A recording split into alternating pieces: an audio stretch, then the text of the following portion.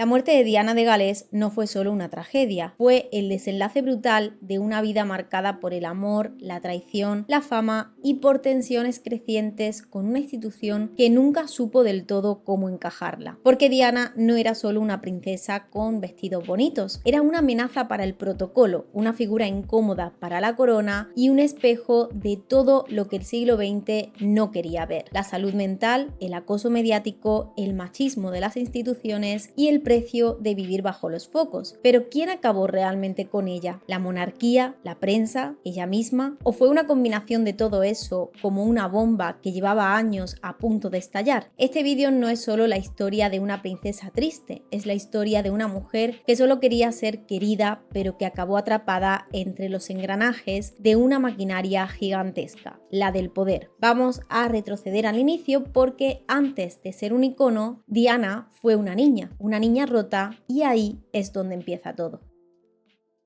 Para entender cómo esa niña acabó convirtiéndose en un símbolo global del dolor, hay que empezar por su historia más olvidada, la de una infancia solitaria, triste y llena de heridas invisibles. Diana Frances Spencer nació el 1 de julio de 1961 en Park House, una mansión dentro de la finca de Sandringham que su familia alquilaba a la corona británica. Su familia, los Spencer, eran parte de la vieja aristocracia británica. Tenían títulos, tierras, un apellido de esos que te abren puertas. Por fuera todo parecía perfecto, pero dentro de casa las cosas eran muy diferentes. Sus padres, John Spencer y Frances Roche, vivían un matrimonio lleno de reproches. Frances fue presionada para dar un heredero varón. Después de perder a un hijo poco después de nacer, Diana llegó como un nuevo intento de asegurar la continuidad del linaje. Cuando Diana tenía solo 6 años, sus padres se separaron, y no fue una separación tranquila, fue una pelea legal pública, amarga y dolorosa. Su madre se fue con otro hombre y después de una batalla judicial, Diana y sus hermanos se quedaron con su padre. Fue una decisión forzada con traiciones familiares de por medio, y es que la propia madre de Frances, la baronesa Fermoy, testificó a favor del padre de Diana en el juicio por la custodia, algo que Diana vivió como una traición. Aunque vivía en mansiones, su día a día estaba lejos de ser cálido. Pasaba mucho tiempo sola buscando agradar a los demás, como si necesitara desesperadamente que alguien la quisiera. Era sensible, lloraba con facilidad, no destacaba en los estudios, pero sí en cosas como el ballet o la música. Y sobre todo tenía una empatía fuera de lo común. Se llevaba bien con niños pequeños y con personas vulnerables. A los 9 años la enviaron a un internado, luego pasó a otro colegio exclusivo donde sus profes la describían como encantadora, aunque muy insegura. No sacaba buenas notas, pero sus compañeras la adoraban. Siempre la elegían como la más simpática de la clase. En esa etapa empezó a odiar su cuerpo. Decía que tenía las piernas demasiado grandes, que su nariz era fea, que nunca era lo bastante buena para nadie. Y ese sentimiento, el de no estar nunca a la altura, la acompañó toda su vida. Mientras tanto, su entorno se acercaba cada vez más al mundo real. Cuando su padre heredó el título de conde, se mudaron a Althorp, una finca de más de 5.000 hectáreas. Su abuela había sido dama de compañía de la reina madre y su padre ocupó durante años un cargo importante en la corte. Diana creció asistiendo a eventos reales, aunque como una observadora silenciosa. De hecho, era amiga de la infancia de los príncipes Andrés y Eduardo, y su hermana Sara había salido con el príncipe Carlos. Fue gracias a ella que Carlos se fijó en Diana. Ella tenía entonces 19 años. Cuando el príncipe Carlos le pidió matrimonio, Diana aceptó con ilusión, pero pronto descubriría que aquello no era un cuento de hadas, sino una jaula dorada. A principios de los años 80, Diana Spencer era una chica de 19 años con una vida bastante normal. Trabajaba en una guardería de Londres, compartía piso con amigas, iba en metro, hacía la compra. Sí, venía de una familia aristocrática, pero su día a día era bastante sencillo, hasta que apareció Carlos. El príncipe tenía 31 años y muchas presiones encima. Llevaba años con Camilla Parker Bowles, pero ella no era considerada una opción adecuada para casarse. Había tenido otras parejas y, lo más importante para los estándares absurdos de la época, que no era virgen. ¡Ni que fuera yo Bin Laden! Aunque parezca increíble, eso seguía pesando bastante en la institución. Diana, en cambio, era perfecta a los ojos del palacio. Era joven, era discreta, sin escándalos y con una buena imagen pública. En solo unos meses pasó de ser una desconocida a convertirse en la mujer más fotografiada del Reino Unido. Carlos le propuso matrimonio en febrero de 1981. Según ella misma diría después, llevaban solo unas 13 citas. Y cuando un periodista le preguntó si estaba enamorado a Carlos, él soltó la famosa frase "whatever in love means", o sea, lo que sea que signifique estar enamorado. Diana no olvidó esas palabras, pero aún así aceptó. El 29 de julio de 1981 se celebró la boda. Más de 750 millones de personas la vieron por televisión. Diana tenía apenas 20 años, llevaba un vestido de cuento de hadas con una cola de 7 metros y parecía sacada de una película. Pero por dentro ya empezaba a sentir que algo iba mal. Poco antes de la boda, Diana descubrió un brazalete que Carlos había mandado hacer para Camila con las iniciales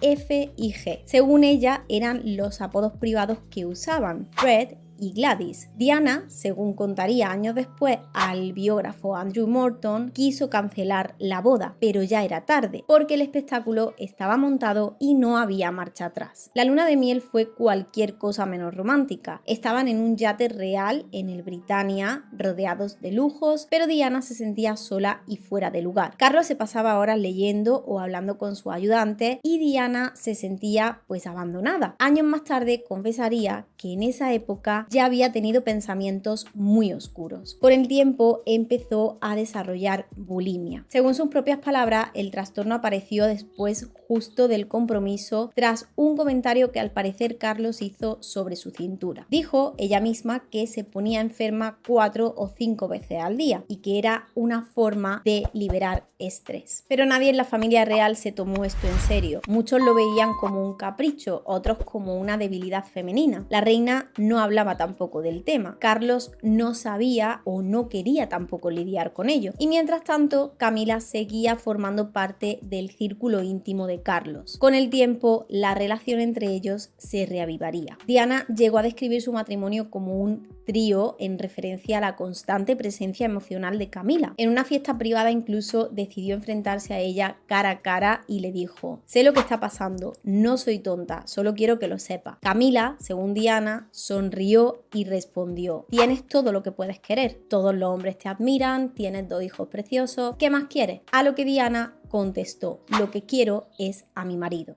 Ese fue uno de sus primeros gestos de rebeldía, pero no sería el último. En público empezó a romper el protocolo. Abrazaba a niños enfermos, tocaba a personas con VIH sin guantes, algo que era impensable en aquel momento, se saltaba las reglas de vestimenta y el pueblo la amaba por eso. Se convirtió en la favorita de la prensa. Su carisma superaba al de Carlos, lo que generó tensiones en una institución tan jerárquica como la monarquía. La imagen oficial mostraba a una pareja feliz, pero en privado Diana se sentía atrapada, como una figurita de porcelana que todos miraban pero que nadie escuchaba. Sufría ansiedad, insomnio y tenía pensamientos de tirarse del tren. Según su testimonio, estando embarazada de William, se arrojó por una escalera en un intento de pedir ayuda. Sobrevivió, tanto ella como el bebé, pero el mensaje, según ella, era claro y es que nadie la escuchaba y solo quería que le hicieran caso. Diana no era feliz. Nunca lo fue en ese matrimonio. Lo más cruel es que mientras tanto el mundo entero la aplaudía sin saber que por dentro se estaba rompiendo. Diana no quería destruir la monarquía, pero con el tiempo el entorno institucional la fue dejando cada vez más sola y al final fue un poco la monarquía lo que acabó con ella. A mediados de los años 80, Diana ya era la figura más querida de la familia real. Iba a hospitales, inauguraciones, eventos benéficos y en todos la escena se repetía. Niños corriendo hacia ella, madres llorando de emoción, cámaras captando cada gesto. Diana se convirtió en la portada favorita de los tabloides y en esas portadas casi nunca salía Carlos. La prensa la adoraba y ese fue el principio del conflicto. La monarquía británica no es solo una familia, es una máquina perfectamente calibrada de imagen pública. En ese engranaje, el heredero debe brillar y su esposa acompañar. Pero con Diana eso era imposible. Donde ella iba, todo el mundo gritaba su nombre. En giras por países como Australia o Canadá, la atención se centraba en ella. Incluso Carlos bromeó diciendo que se sentía como el consorte de Diana. Carlos no lo llevaba bien y no era el único. Dentro del palacio, algunos asesores y miembros de su entorno empezaron a verla como un problema. Ya no era solo que sufriera en privado, su popularidad empezaba a incomodar y ahí comenzó una guerra silenciosa. Según Diana y algunos empleados de palacio, empezó a sentirse aislada. Su visibilidad se redujo y comenzaron a circular rumores sobre su salud mental. Le quitaron personal de confianza, recortaron sus apariciones públicas y comenzaron a filtrarse a la prensa rumores sobre su salud en general y sobre su carácter, que era impredecible, que era difícil, que era emocionalmente frágil, una forma de dejarla fuera sin decirlo directamente. Diana contó que durante una recaída en su trastorno alimenticio, un médico del palacio elaboró un informe sobre su estado y según ella, ese documento fue compartido internamente y usado para limitar su presencia pública. Mientras tanto, los tabloides cambiaron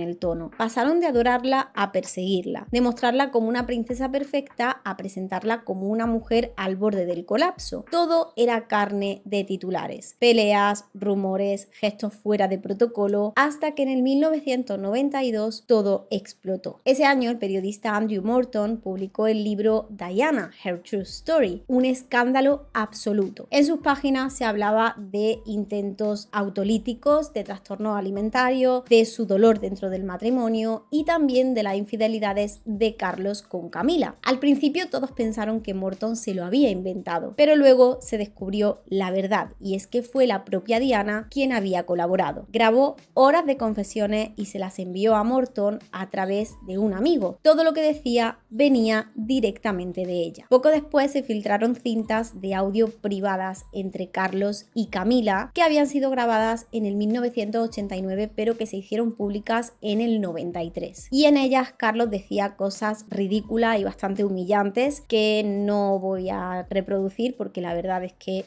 si queréis podéis buscarlo por allí. Pero digamos que después de esto la imagen pública del heredero al trono quedó por los suelos. Aunque al parecer no es que haya servido de mucho porque ahí sigue. Pero bueno. Sinvergüenza, desgraciada, manipuladora, oportunista, cerda.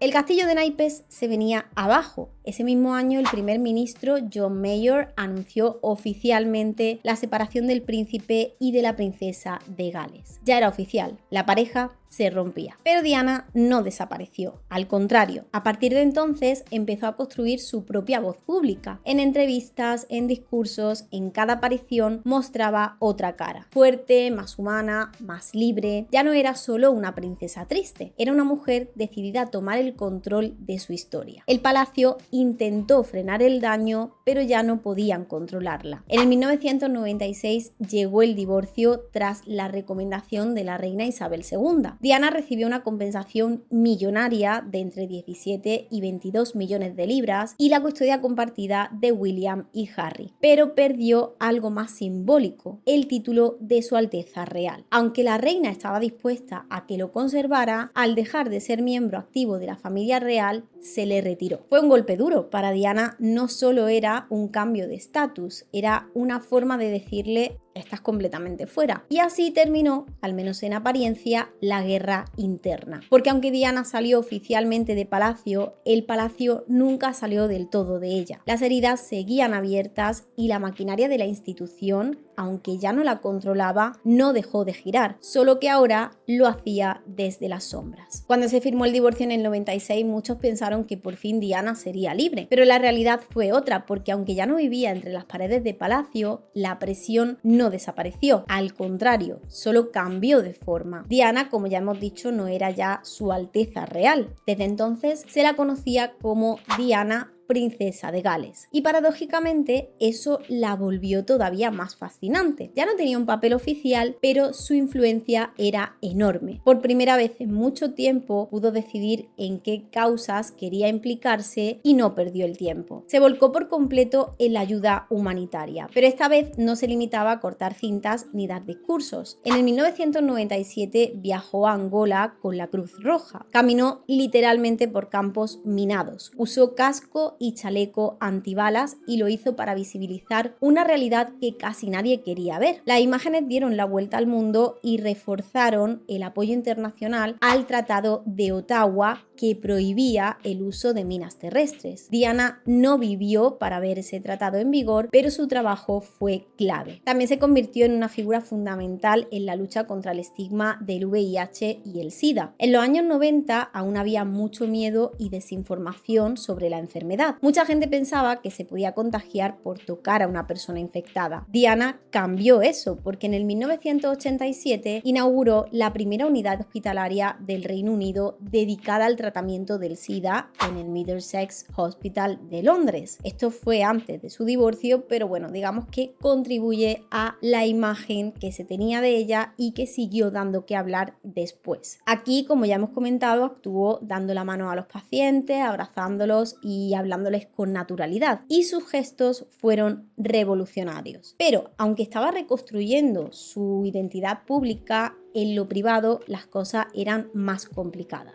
En el 1995 conoció al doctor Hasnat Khan, un cirujano pakistaní que era reservado y trabajador. Diana lo llamó el amor de su vida. Durante casi 2 años mantuvieron una relación completamente secreta. Ella se disfrazaba con pelucas y gafas para verlo sin ser reconocida. Incluso viajó a Pakistán y algunas fuentes cercanas afirman que se planteó convertirse al Islam, no por obligación, sino por amor. Pero Hasnat no soportaba la fama ni el circo mediático. Sabía que estar con Diana era renunciar a todo lo que valoraba. Finalmente, la relación terminó y ella quedó devastada. Al poco tiempo empezó a verse con Dodi Al-Fayed, hijo del millonario Mohamed Al-Fayed. Dodi era todo lo opuesto a Hasnat. Era mediático, era lujoso, estaba siempre rodeado de cámaras. Algunos biógrafos piensan que esta relación fue más una forma de escapar del dolor que una historia de amor real. Pero lo cierto es que fue el punto de partida para que los tabloides entraran en modo depredador. Ese verano de 1997, la persecución mediática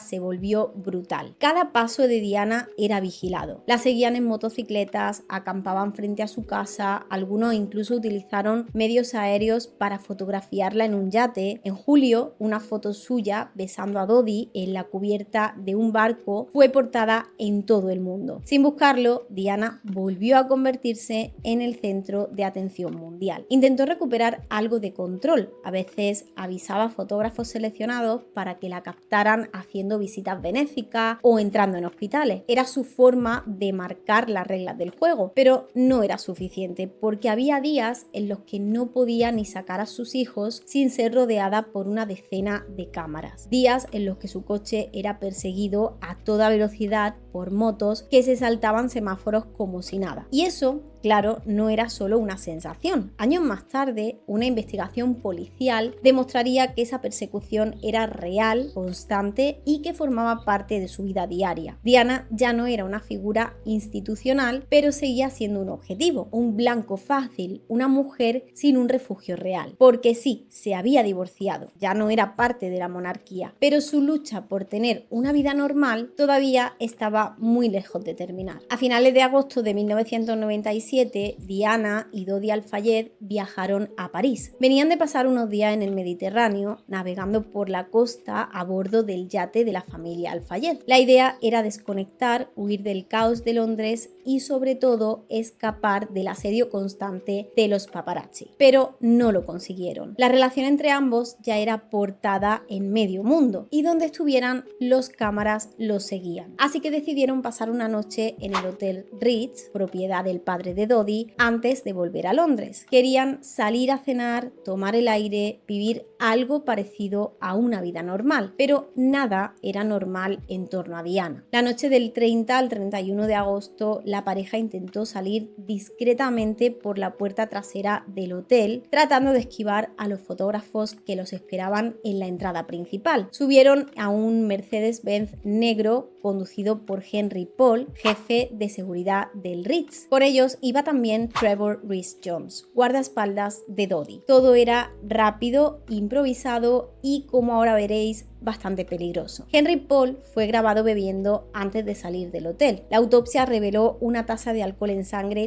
3 veces superior al límite legal, además de rastros de antidepresivos y ansiolíticos. No estaba en condiciones de conducir, pero aún así se puso al volante. A las 12:23 de la noche, el coche circulaba a más de 100 km por hora por el muelle de las Tullerías, con varios paparazzi detrás en motos y en coches. Al entrar al túnel del Puente del Alma, la velocidad, la calzada húmeda y la falta de barreras de seguridad hicieron el resto. El coche se estrelló contra la columna número 13 y el impacto fue brutal. Dodi murió en el acto. Henry Paul también. Trevor fue el único superviviente, aunque con heridas graves. Diana todavía respiraba, pero sufría múltiples fracturas internas y una rotura de la vena pulmonar izquierda que provocó una hemorragia interna masiva. Los equipos de emergencia tardaron cerca de 40 minutos en sacarla del coche, siguiendo el protocolo médico francés que prioriza el estabilizar al paciente antes de trasladarlo. A la 1 fue trasladada al hospital de la Pitié-Salpêtrière. En el trayecto sufrió varias paradas cardíacas. Los médicos lo intentaron todo, pero no pudieron detener la hemorragia. Así que a las 4 de la madrugada, Diana fue declarada muerta. Tenía 36 años. La versión oficial fue clara. El accidente fue causado por el exceso de velocidad, el estado del conductor, la ausencia de cinturones y la persecución de los paparazzi. Pero como era de esperar, las teorías no tardaron en aparecer. ¿Por qué no funcionaban las cámaras del túnel esa noche? ¿Por qué la ambulancia tardó tanto en recorrer solo 5 kilómetros? Para esto sí hay explicación, porque al parecer la ambulancia se detuvo a reanimar a Diana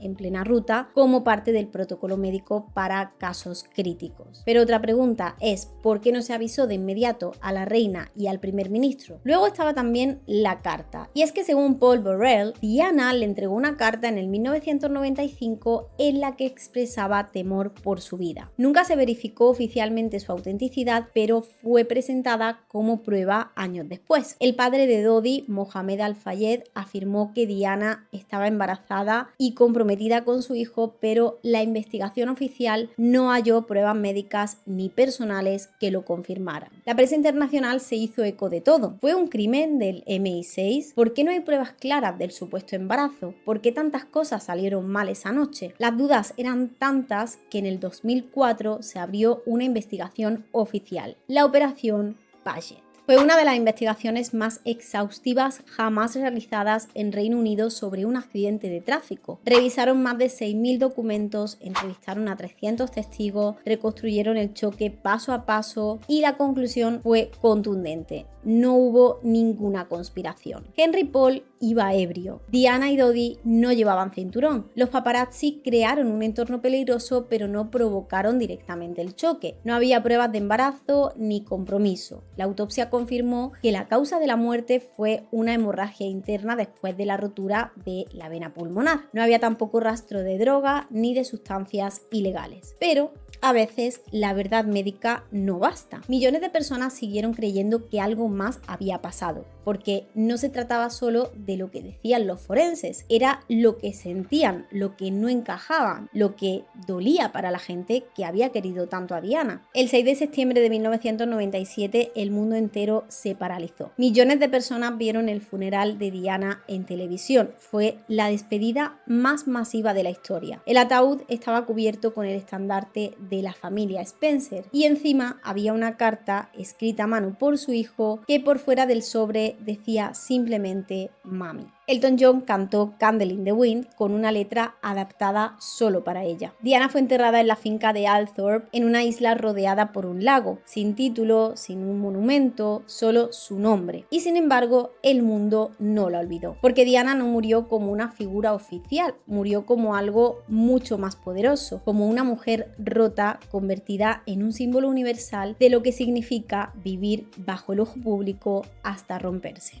De hecho, lo que pasó después cambió para siempre la imagen de la monarquía británica y también la forma en que el mundo veía el poder, la fama y el dolor. Durante los días siguientes al accidente, el Reino Unido entró en shock. Miles de personas acudieron a las puertas del Palacio de Kensington y Buckingham. Dejaron flores, cartas, velas. En pocos días se acumularon cientos de miles de flores. Era un luto colectivo como no se había visto nunca en tiempos de paz, pero algo no encajaba, porque la familia real guardó silencio. La reina Isabel II se quedó en Balmoral con sus nietos William y Harry. No hubo bandera media asta, no hubo ningún comunicado, no hubo palabras, y ese silencio en medio del dolor nacional se sintió como frialdad. Hasta los medios más monárquicos, como The Sun, publicaron titulares como ¿dónde está nuestra reina? O muestre que siente algo. Finalmente, 6 días después, la reina habló en televisión. Con voz seria dijo: como reina y como abuela sentimos su pérdida y hemos estado haciendo todo lo posible para ayudar a William y a Harry a sobrellevar esta tragedia. Ese gesto, junto con el funeral ceremonial que se le concedió a Diana, marcó un antes y un después, porque desde entonces la corona empezó a abrirse más a la opinión pública, porque había quedado claro, incluso la realeza tenía que parecer humana, pero mientras el palacio intentaba adaptarse, el mundo ya había convertido a Diana en algo más grande, en un símbolo. En los meses siguientes a su muerte surgieron documentales, biografías, portadas, velas encendidas frente a su antigua residencia, su rostro apareció en tazas, camisetas, discos. Elton John vendió alrededor de 33 millones de copias de la versión del 97 de Candle in the Wind,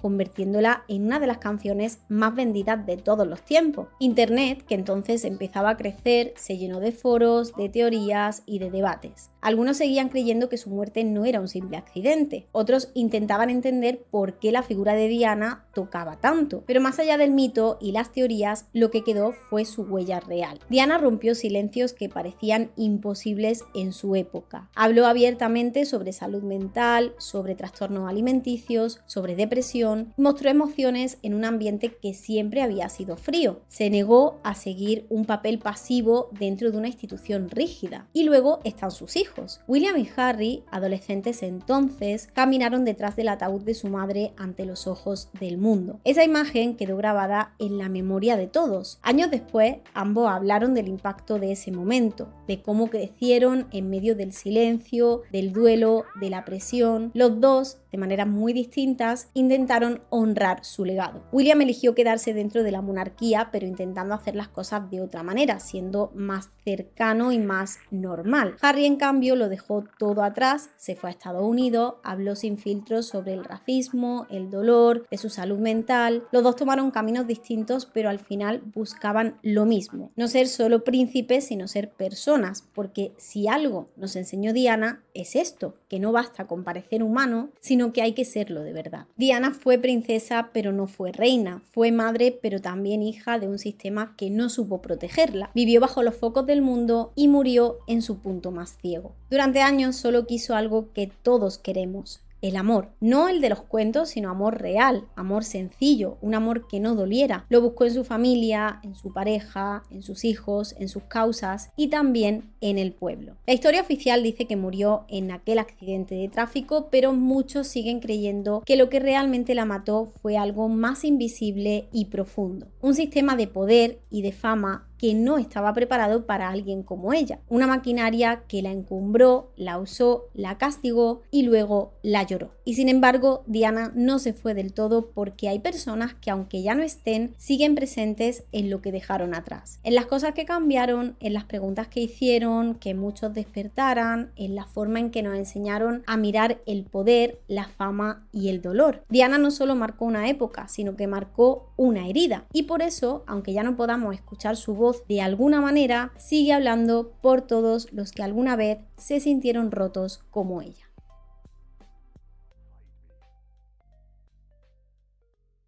Eso ha sido todo por el vídeo de hoy, espero que os haya gustado. Pido un like por mis migrañas. Muchas gracias a los miembros del canal por apoyarnos de esa manera, gracias a ti por ver este vídeo. Si no sabes qué comentar, que siempre se agradece que comentéis, me puedes dejar este emoticono en los comentarios y yo te daré like tan pronto como pueda. Y ahora sí, sin nada más que decir, nos vemos en la próxima.